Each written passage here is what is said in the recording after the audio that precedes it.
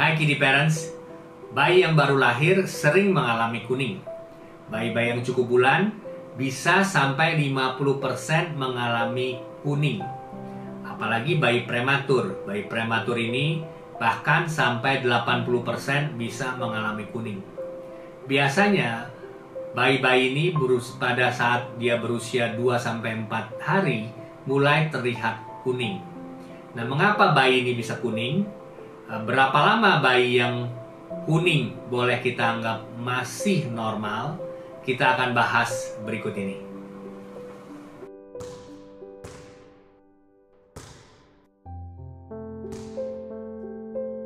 Kiddy Parents, kita akan membicarakan mengenai bayi kuning. Seperti kita ketahui, bayi-bayi masih boleh dibilang normal apabila ia mengalami kuning pada saat baru dilahirkan.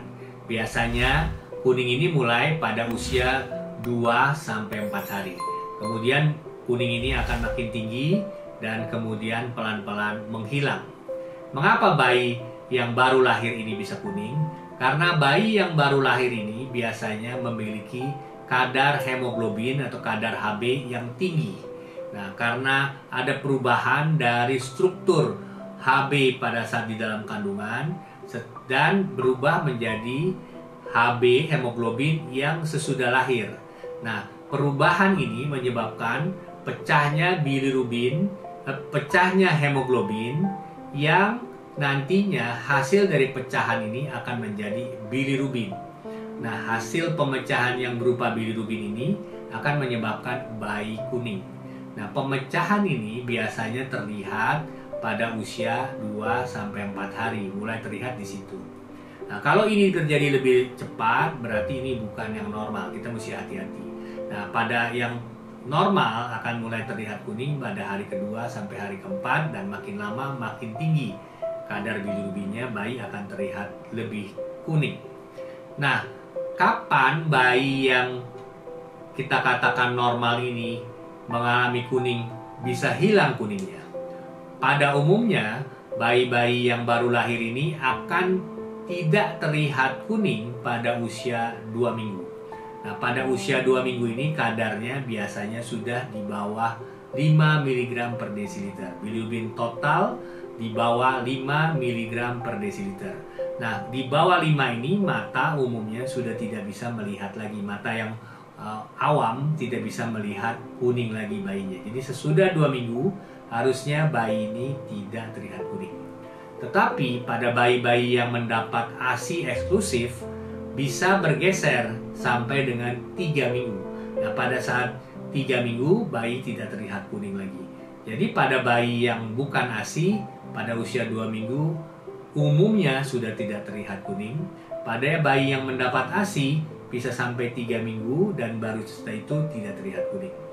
Jadi kalau pada usia 2 minggu yang bukan ASI dan pada usia 3 minggu pada yang mendapat full ASI masih terlihat kuning, kita perlu berhati-hati.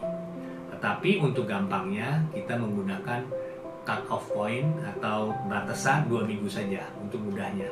Jadi pada usia 2 minggu, mau dia minum susu ASI atau bukan, kita kalau kuning harus berpikir bahwa ini mungkin ada kelainan yang kita sebut kemungkinan kolestasis. Kemungkinan ada kelainan pada hati bayi.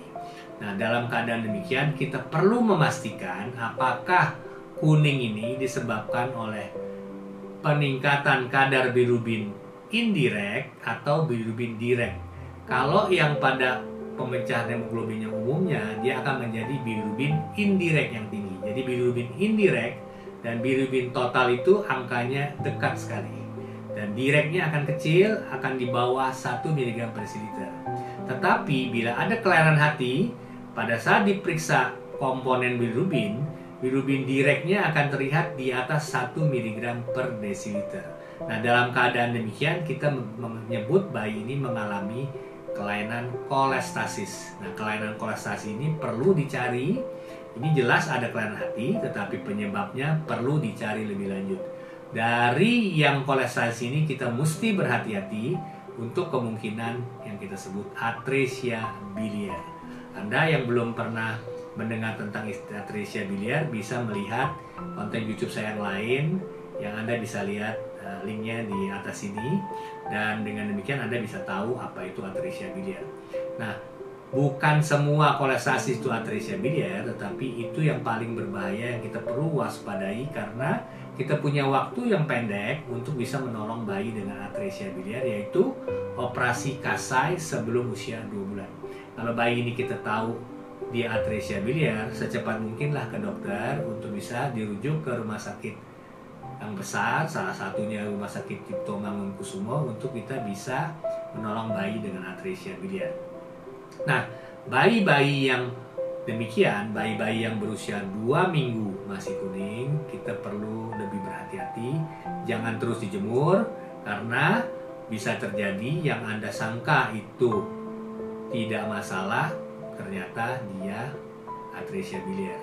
Memang bisa terjadi yang memanjang itu lebih dari 2 minggu, bisa karena kuning karena ASI yang kita sebut breast milk jaundice.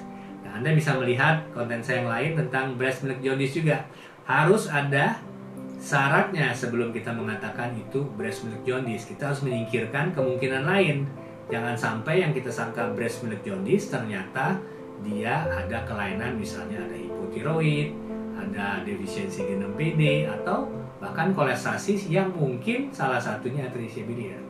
Jadi sebelum Anda memutuskan bahwa ini yang bisa dijemur saja, sebelum Anda bisa mengatakan bahwa ini aman, Anda harus hati-hati kalau bayinya kuning dan usianya sudah lebih dari 2 minggu. Jadi, Mam, ingat, bayi boleh kuning pada usia 2-4 hari dan bisa berlanjut sampai 2 minggu. Kalau yang ASI masih bisa kita tunggu sampai 3 minggu, tetapi sesudah itu hati-hati. Kita perlu berhati-hati bahwa ada sesuatu potensi bahaya yang kita mungkin belum tahu. Demikian, Mam, sharing saya hari ini. Kalau Anda merasa bermanfaat, tolong share kepada teman yang lain.